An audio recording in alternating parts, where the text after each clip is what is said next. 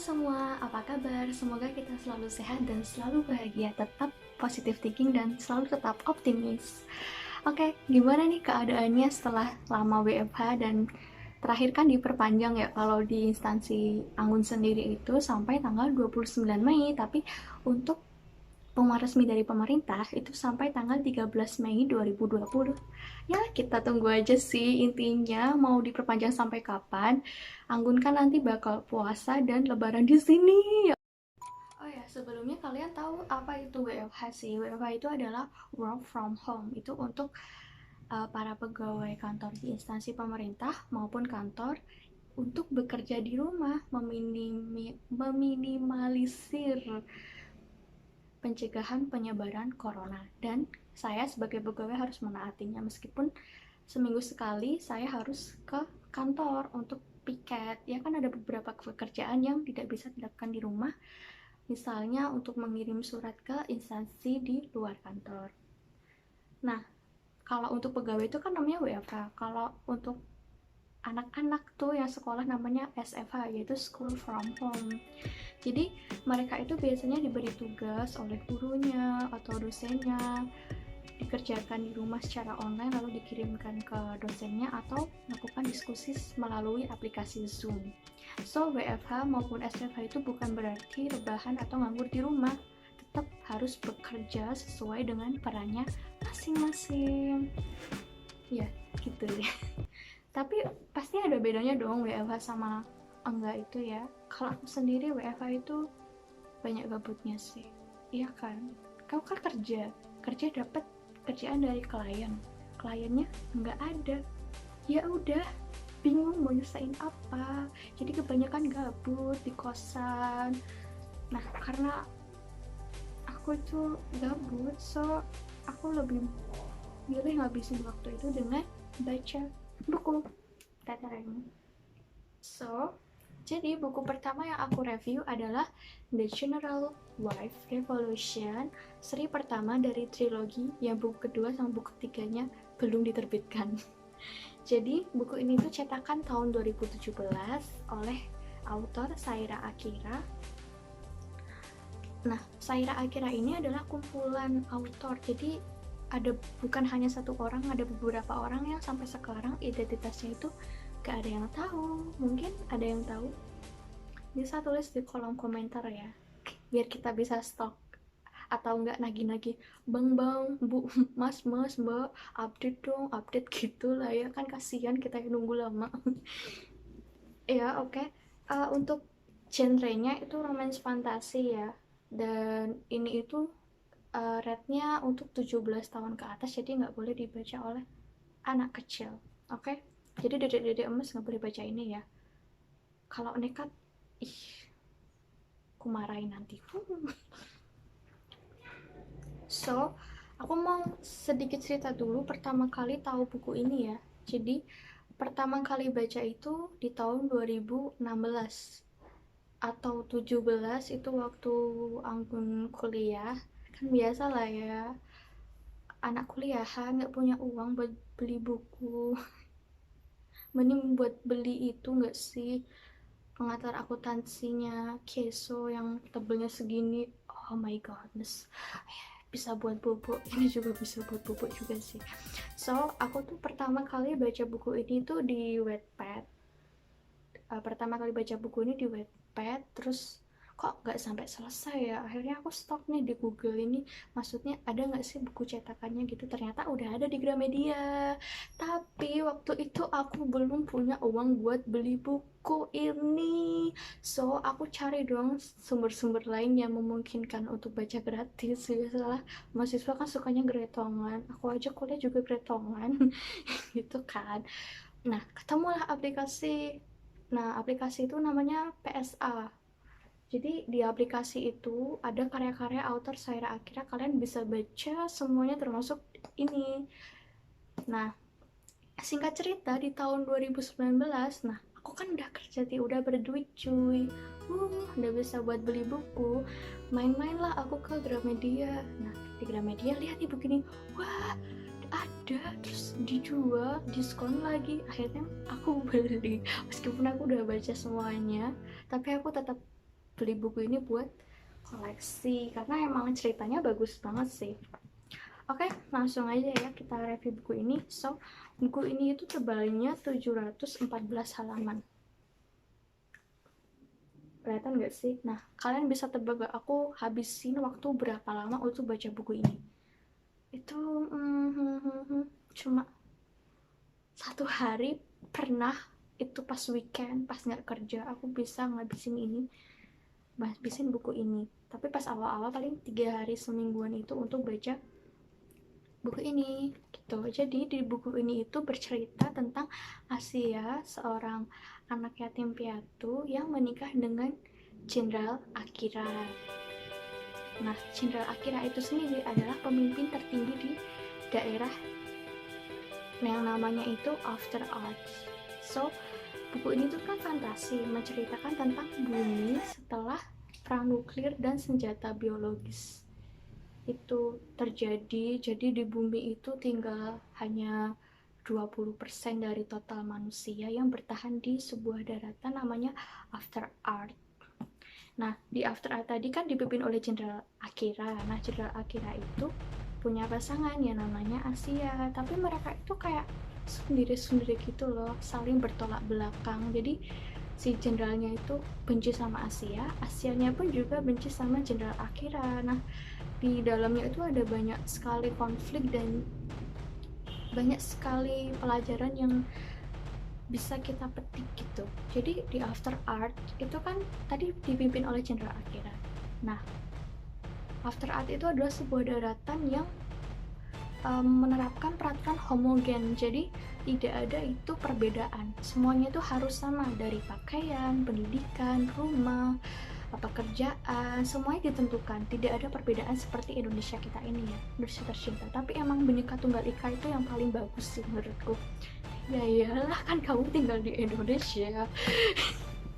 So, jadi kan mereka, kembali ke topik ya, jadi mereka itu kan harus sama peraturannya, semuanya gitu. Jadi ada pemberontakan yang muncul. Nah, yang pemberontakan itu, mereka itu ingin adanya perbedaan, ingin haknya itu terlaksana, ingin bisa memilih sendiri gitu loh, tidak diatur oleh si jenderalnya itu gitu ya. Oke, mulailah kisah mereka antara kebencian dan cinta, pemberontakan, pengkhianatan menjadi satu. Tapi ini nggak ada pelakornya kok, kayak di The Word of Marriage yang bikin aku maki-maki. Tapi aku nggak tega sih lihat film drama Korea itu, karena aku tuh nggak kuat kalau lihat film sedih, nanti nangis. Jadi mending nyari drama Korea itu yang happy ending aja.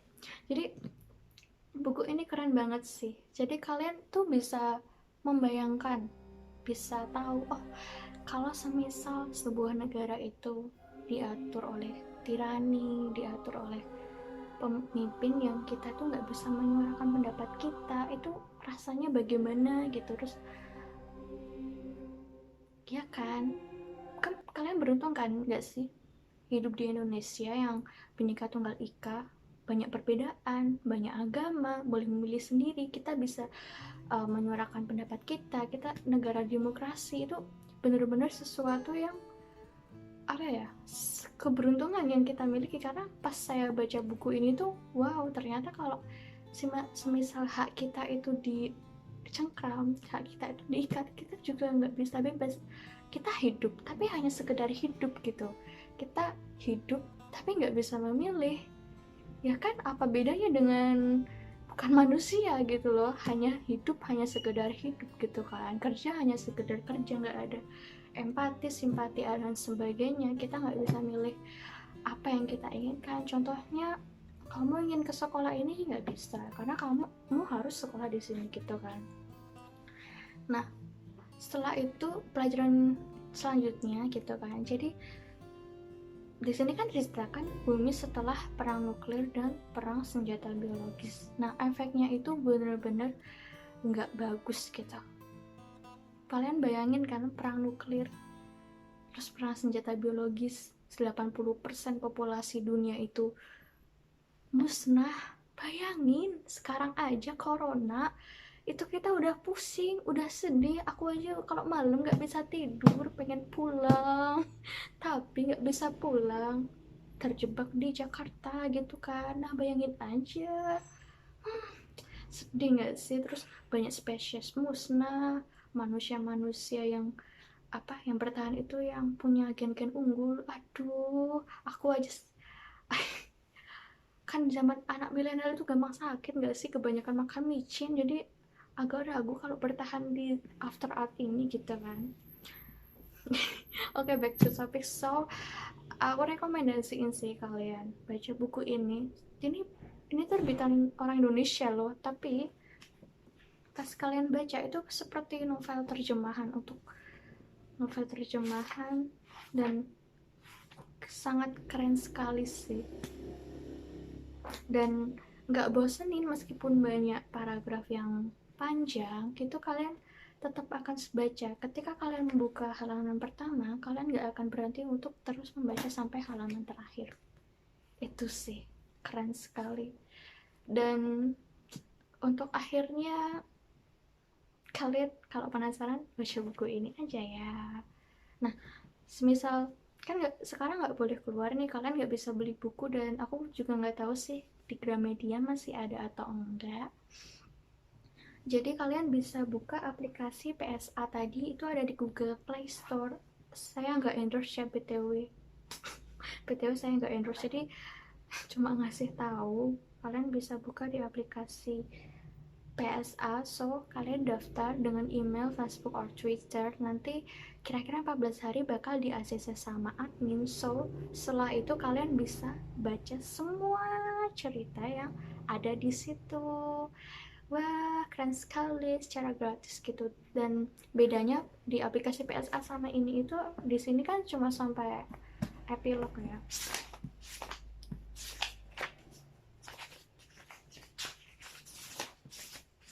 Cuma sampai epilog. Kalau di PSA itu ada bonus chapternya, untuk bonus chapternya. Dan di sini itu ada, ini bukunya nggak ada daftar isinya btw. Di sini kan ada 40 chapter kalau nggak salah. Nah, ada 48 chapter, kalau di aplikasinya itu ada lebih. Jadi dia cuma sampai epilog aja. So, kalau kalian penasaran, kalian bisa buka aplikasi PSA dan komen ya kalau menurut kalian cerita itu memang benar-benar menarik. Oke deh, selesai review kita hari ini. Oke guys, selesai review kali ini. Jadi kalian harus baca buku ini ya, untuk mengisi waktu luang WFH yang sangat lama ini. Kita berdoa aja semoga corona ini segera menghilang, segera ada obatnya, terus kita bisa beraktivitas normal kembali, anak rantau bisa pulang, bisa ketemu dengan keluarganya. Jujur aja aku sedih banget sih di sini gak bisa pulang. Terus terakhir pulang kan bulan Desember, Januari. Setelah itu pas mau pulang ada kerjaan yang gak bisa ditinggal, terus gak bisa pulang. Untuk pulang pun ya, untuk anak rantau untuk pulang pun kalian juga harus berpikir kan, kita nggak tahu di jalan nanti kita akan ketemu siapa, akan gimana lokasinya, kita nggak akan tahu. Kita meskipun kelihatannya sehat, kita nggak akan tahu kalau kita itu adalah karier pembawa virusnya. Kasian kan kita pulang di rumah ketemu orang tua saya juga sudah sepuh, terus tanpa sadar kita nularin. Itu menurut saya suatu tindakan yang sangat egois dan jahat. Jadi kalau selagi bisa jangan pulang dulu. Terus kita juga harus sebisa mungkin menghindari terkena virus corona, karena sekaligus bisa membantu tenaga medis yang berjuang di sana, mereka yang benar-benar mengorbankan nyawa, berjuang dengan mati-matian gitu kan, untuk menolong para pasien sampai mereka nggak ketemu sama keluarganya. Terus rumah sakit dengan APD yang bisa dibilang langka dan dengan harga yang sangat mahal. Ya alhamdulillah sih banyak donatur yang membantu mereka, alhamdulillah. kita ucapkan terima kasih kepada mereka semua yang telah berjuang, terutama tim medis dan kita sebagai rakyat biasa.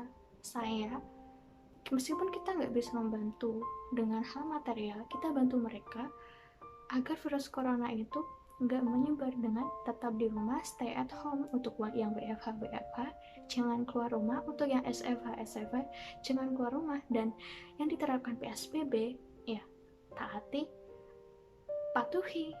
Nah, kita kan juga nggak boleh menyalahkan pemerintah, karena pemerintah sudah berjuang semaksimal mungkin untuk kita. Mereka nggak hanya mengurus satu penduduk, mereka mengurus ratusan juta penduduk Indonesia. Jadi kita harus percaya sama mereka, mendukung kegiatan mereka gitu. So, oke deh. Kok jadi melo gini ya. Oke, terima kasih guys sudah menonton review buku ini. Sampai jumpa di video selanjutnya. Nanti Anggun bakal review buku-buku lagi yang ada di rak kosan, karena gak bisa keluar buat beli buku. Ya gitu deh. Beberapa sih ada ebook yang aku beli di Google Playbook kalau kalian. Oke guys, ya udahlah, sampai jumpa.